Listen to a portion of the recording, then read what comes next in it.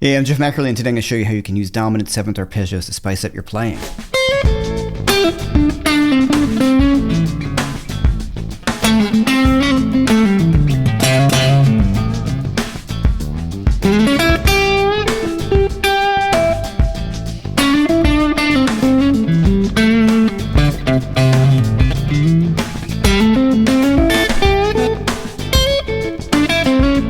One of the most important things, I think, for any musician to learn is their arpeggios, whether triad arpeggios or seventh arpeggios. When I mean seventh arpeggios, I mean major 7, dominant 7, minor 7, flat 5, and diminished 7. Today we're going to focus in on the dominant 7th arpeggio and how I'm using that as the focal point for soloing over a one-chord dominant 7th groove. So I'm playing over an A7 groove. The groove is supplied by my good friend David Grissom, who's let me use this track, so thanks so much, David. If you don't know your 7th arpeggios, that's totally cool. I have a free ebook for you with accompanying videos.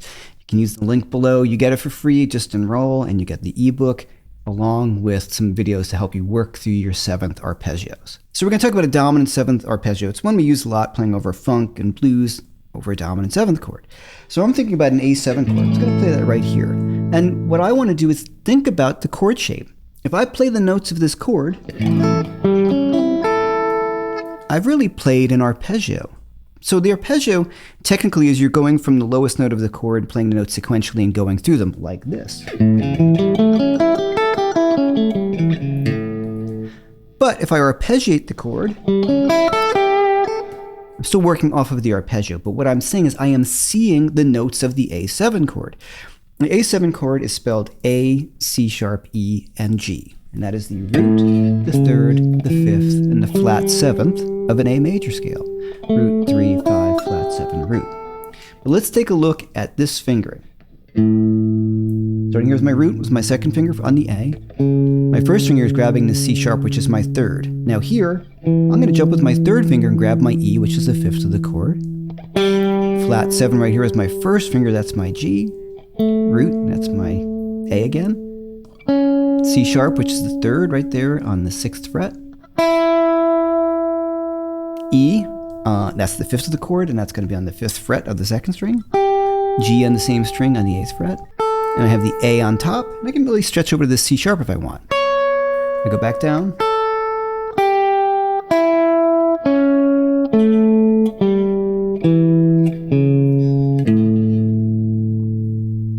Don't forget you have those PDFs that you can download with a free ebook.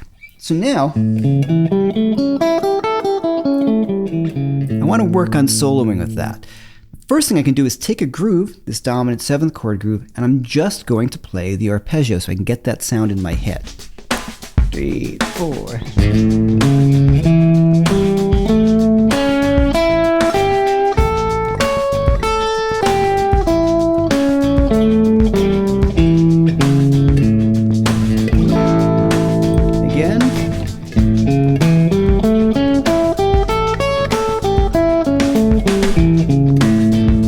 Now I'm going to play some music with those same notes. Let's check that out.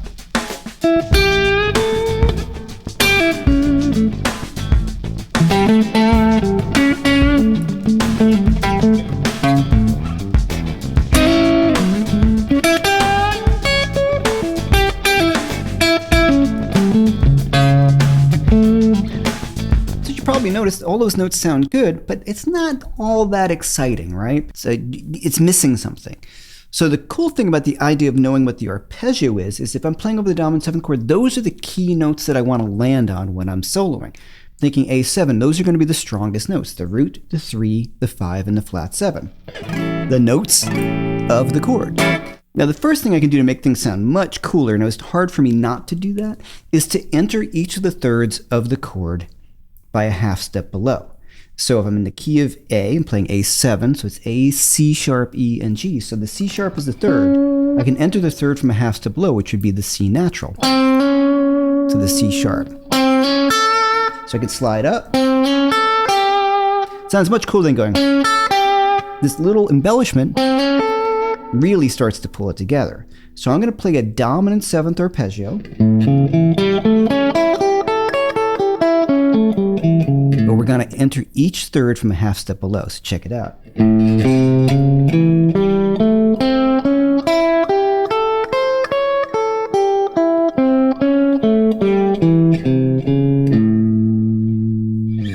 Now, if you notice, each time I'm entering the natural third from a half step below, whether it's ascending or descending, once again, if I'm going up, now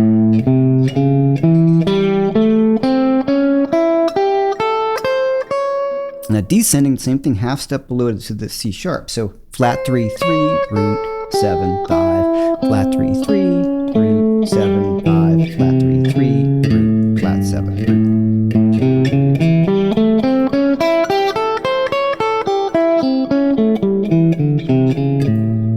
All right, so I threw in the D there, but that's what we're going to do next. Let's hear how this sounds. I'm just going to enter each of the thirds from a half step below and play my arpeggio.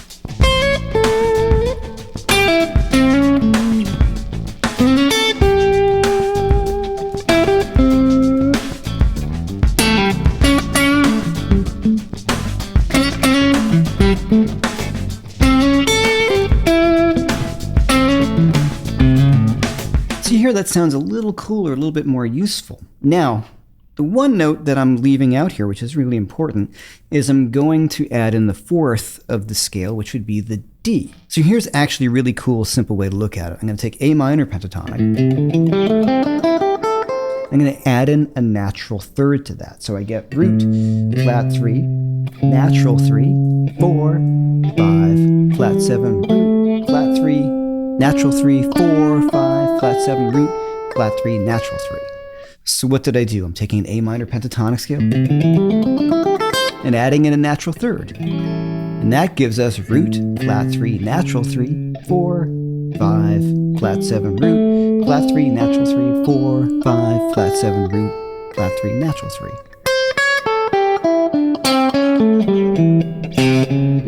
And I can play that C sharp anywhere I want.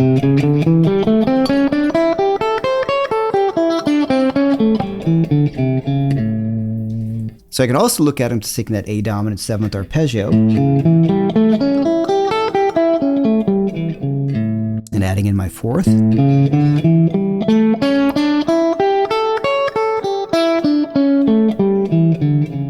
That's a great sound. I can also add in my flat 3.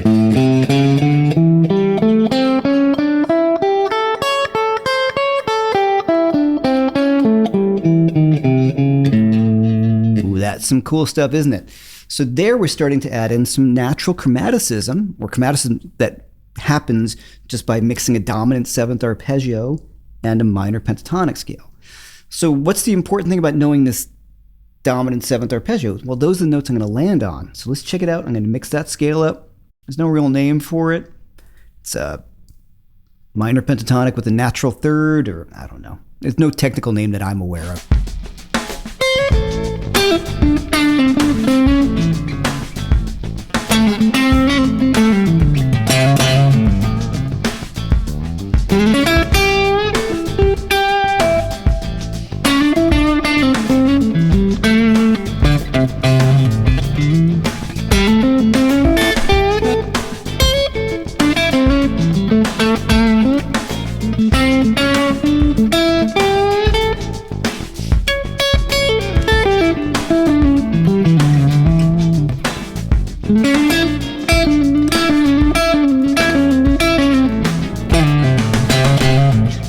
So that's cool, right? That's that sound that I always, when I was growing up, I'm like, what is going on there? It's this mixture of minor blues, minor pentatonic, with that little brighter sound, some chromaticism. So what I'm just done is taken an A dominant 7th arpeggio, added in a flat 3,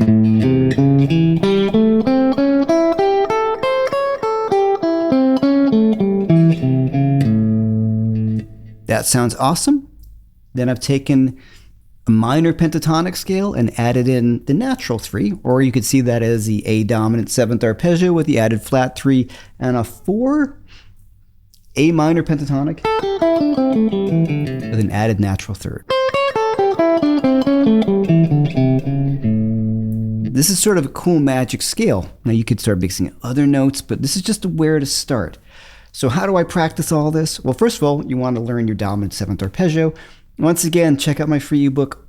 I've given you all the fingerings for these, how to work through them. Use the link below. Arpeggios Unlocked, it's called. So check that one out. Start with your dominant 7th arpeggio. right? Just gonna play that groove. Now just the dominant 7th arpeggio making music.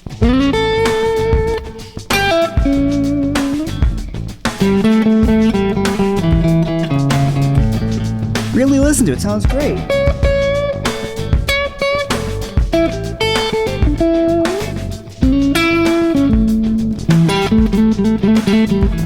Now adding in the flat 3 to that.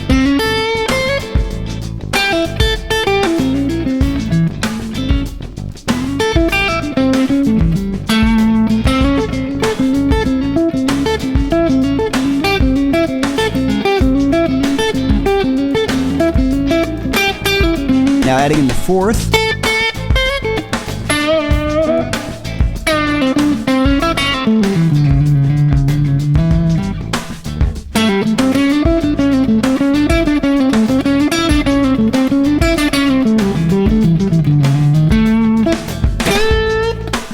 It's a great sound. So you can learn that in every position. So we have our dominant 7th arpeggio, maybe A7 right here.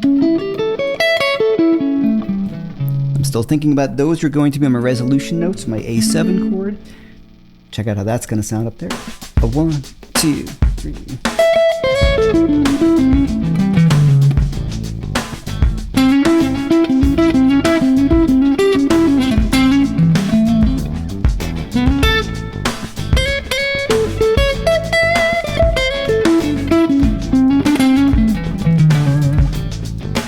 Right here.